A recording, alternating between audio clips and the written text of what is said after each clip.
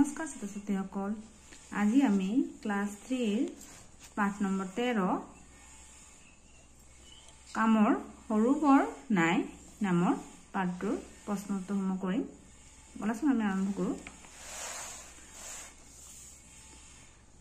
ক নম্বৰ আছে যে সিপাহী কেইজনে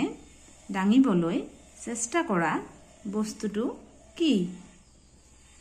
ক নম্বৰ সিপাহী কেইজনে দাঙিবলৈ চেষ্টা কৰা বস্তুটো কি উত্তৰ লিখিবা সিপাহী কেইজনে দাঙিবলৈ চেষ্টা কৰা বস্তুটো হ'ল এটা লুৰ ছটি খ নম্বৰ সিপাহী কেইজনক আদেশ দি থকা ব্যক্তিজন কোন উত্তৰ লিখিবা সিপাহী কেইজনক আদেশ দি থকা ব্যক্তিজন হৈছে বৰমুৰিয়া জমাদাৰ সাহাব গ নম্বৰ অৱশেষত সিপাহী কেইজনক সহায় কৰিবলৈ কোন আগবাঢ়ি আহিল উত্তৰ লিখিবা অৱশেষত সিপাহী কেইজনক সহায় কৰিবলৈ আগবাঢ়ি অহা মানুহজন হ'ল আমেৰিকা যুক্তৰাষ্ট্ৰৰ ভূতপূৰ্ব ৰাষ্ট্ৰপতি জৰ্জ ৱাশ্বিংটন ঘ নম্বৰ প্ৰধান সেনাপতিজনৰ নাম কি উত্তৰ লিখিবা প্ৰধান সেনাপতিজনৰ নাম হৈছে জৰ্জ ৱাশ্বিংটন ঙ নম্বৰ প্ৰধান সেনাপতিজনে পিছলৈ কি পদত অধিষ্ঠিত হয় উত্তৰ লিখিবা যে প্ৰধান সেনাপতিজনে পিছলৈ ৰাষ্ট্ৰৰ সৰ্বোচ্চ পদত অধিষ্ঠিত হয় সৰ্বোচ্চ পদ মানে তেওঁ ৰাষ্ট্ৰপতি হৈছিল পিছৰ প্ৰশ্নকেইটা আছে চোৱা কোনে কাক কৈছিল ক নম্বৰ ধৰ ধৰ পাৰিবি উঠিল দে দে বল দে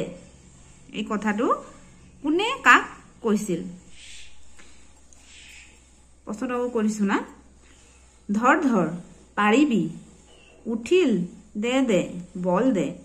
মানে এই কথাৰ কোনে কাক কৈছিলে উত্তৰ লিখিবা যে ওপৰৰ কথাখিনি বৰমুৰিয়া জমাদাৰ সাহাবে সিপাহী কেইজনক কৈছিল তাৰপিছত খ নম্বৰ সিপাহী কেইজনে ছটিটো তুলিব পৰা নাই আপুনি অলপ হাত উজান দিলেই দেখোন ছটিটো ওপৰলৈ উঠে এই কথাষাৰ কোনে কাক কৈছিলে উত্তৰ লিখিবা যে ওপৰৰ কথাখিনি ঘোঁৰাত উঠি অহা মানুহজনে জমাদাৰ সাহাবক কৈছিল তাৰপিছত আছে চোৱা যে পাঠত থকা ধৰণে দফাটো সম্পূৰ্ণ কৰো আহা এই খালি ঠাইকেইটা কিতাপৰ পৰা দিছে তোমালোকে চাবা মই এবাৰ পঢ়ি দিছো শুনা ঘোঁৰাত উঠি থকা মানুহজনে কিছুপৰ ঘটনাটো চাই থাকিল জমাদাৰ সাহাবে আকৌ আদেশ দিলে পাৰিবি হক দে বল দে এই উঠিল কিন্তু কি হ'ব সিপাহী কেইজনৰ শক্তিয়ে আতিলেহে তেওঁলোকে ছটিটো তুলিবলৈ বাৰে বাৰে চেষ্টা কৰি লেবেজান হৈ পৰিল তাৰপিছত কি আছে এটা লিখিবা তোমালোকে খালি ঠাইবোৰ তাৰপিছত আছে যে তলৰ শব্দবোৰ পঢ়া দলত আলোচনা কৰি শব্দবোৰৰ অৰ্থ লিখা এতিয়া চোৱা এই শব্দবোৰ দি দিছে শব্দবোৰৰ অৰ্থ লিখিব লাগে আমি লিখিছো চোৱা প্ৰথমত আছে থমকি থমকি মানে ৰৈ যোৱা তাৰপিছত আছে উজান উজান মানে আগুৱাই আহা প্ৰধান প্ৰধান মানে মুখ্য বা বৰমূৰীয়া তাৰপিছত আছে চেষ্টা চেষ্টা মানে যত্ন কৰা খুটা খুটা মানে অহিষ্ঠ বা টান শংকিত শংকিত মানে ভয় ভীত লজ্জিত লজ্জিত মানে লাজ পোৱা সক্ষম সক্ষম মানে দক্ষ ক্ষমতা থকা দক্ষ বা ক্ষমতা থকা ভেম ভেম মানে গৰ্ব বা অহংকাৰ ইয়াত দিছে চোৱা যে উদাহৰণত দিয়া উনস্কৰযুক্ত শব্দটো পঢ়া দলত আলোচনা কৰি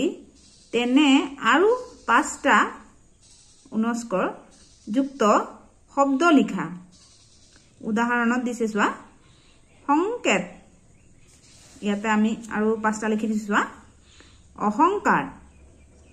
শংকিত দলং ৱাশ্বিংটন শংকৰ এটা সব কিটা কেছে উনস্কৰ যোগ হৈ আছে তোমালোকে লিখি লবা তাৰপিছত আছে ফুলৰ পাহিত থকা শব্দৰে বাক্য কেইটা পূৰ কৰা ফুলৰ পাহিত 3টা শব্দ দিছে দু দাই দু কেকু জেকু কৈ হাত উজান 3টা শব্দ এই 3টা বাক্য লিখিব দিছে আমি লিখি থৈছো পঢ়ি দিছো ক নম্বৰ মনু যে কেকু জেকু কৈ মুনাটো ডাঙি নিছে খ নম্বৰ মোৰ পলম হল দাইদু নধৰিব গ নম্বৰ ৰাইজে হাত উজান দিয়াত কামটো সহজে সমাধান হল শুদ্ধ যুক্তাক্ষৰটোত চিন দিয়া মানে টিক চিন দিব দিছে শুদ্ধ চিন প যোগ ত এতিয়া প যুক্ত কোনটো মানে শুদ্ধ হ'ব আমি শুদ্ধ কেইটা চোৱা শুদ্ধ চিন দি দিছো প যুক্ত পয়তক ত ক যোগ ত এটো হ'ব এইটো শুদ্ধ কয়তক ত তাৰপিছত আছে ন যোগ ত নয়তন ত বাকি কেইটা উল্টাকে দিয়া আছে আকৌ শুদ্ধ কেইটা শুদ্ধ চিন দি দিছো ঠিক আছে তোমালোকে কৰিবা তাৰপিছত আছে চোৱা যে কি কি আখৰ যোগ হৈ যুক্তাক্ষৰটো গঠন হৈছে ভাঙি লিখা এতিয়া পয়লাপ ল প যোগ ল পয়লাপ ল দয়দত দ যোগ দ কয়লাপ ক্ল ক যোগ ক্ল হয়নাক ন হ যোগ ন তাৰপিছত হৈছে পঢ়া আৰু লিখা এইটা পঢ়িব দিছে আৰু ইয়াতে এটা এটা লিখি দিছে বাকি এটা লিখিব দিছে দত দিহি কৰি দি দিছে পৰ্যাপ্তটো ইয়াতে লিখিব দিছে চোৱা দীপ্ত বিপ্লৱ উত্তৰ ৰক্ত পঞ্জাব অন্ত যুক্তাক্ষৰ কেইটা চোৱা পৰ্যাপ্ত পয়লাপ্ল তৈতাত্ত কৈতাক্ত নিয়োজনজ নৈতান্ত ঠিক আছে তাৰপিছত কি চোৱা তাৰপিছত আছে যে সৰুৰে পৰা সকলোৱে ভাল হোৱাৰ হাবিয়া কৰে জৰ্জ ৱাশ্বিংটনে তেনে হাবিয়া কৰি একাগ্ৰতা আৰু পৰিশ্ৰমৰ বলত আমেৰিকা যুক্তৰাষ্ট্ৰৰ ৰাষ্ট্ৰপতি হৈছিল গৈ এই কথাহাৰৰ আলমত এতিয়া চোৱা এতিয়া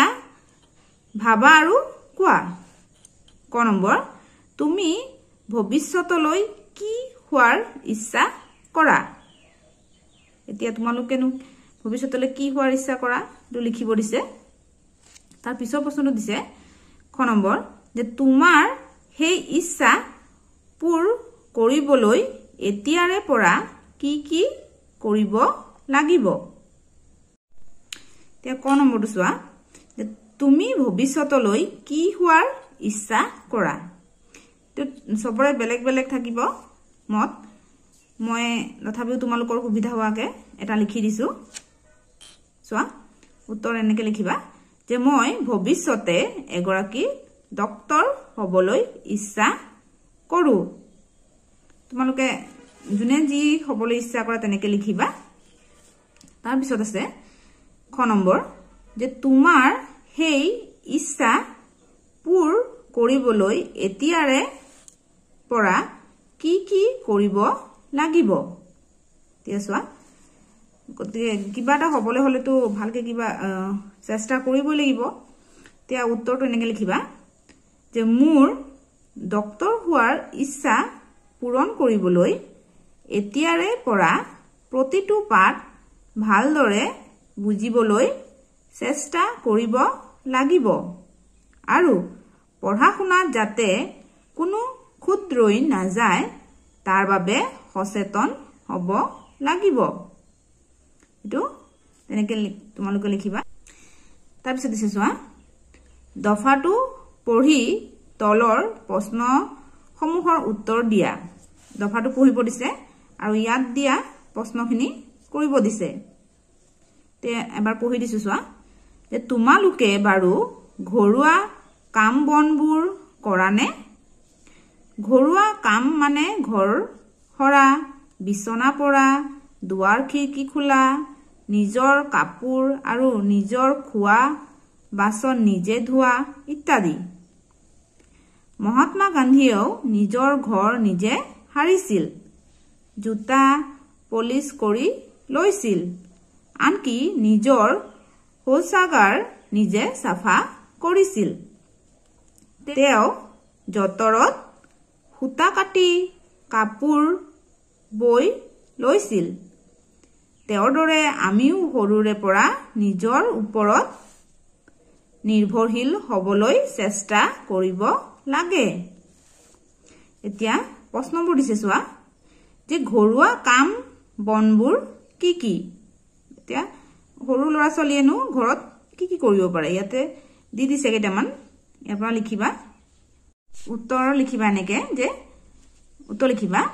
ঘৰুৱা কাম মানে ঘৰ হৰা বিছনা পৰা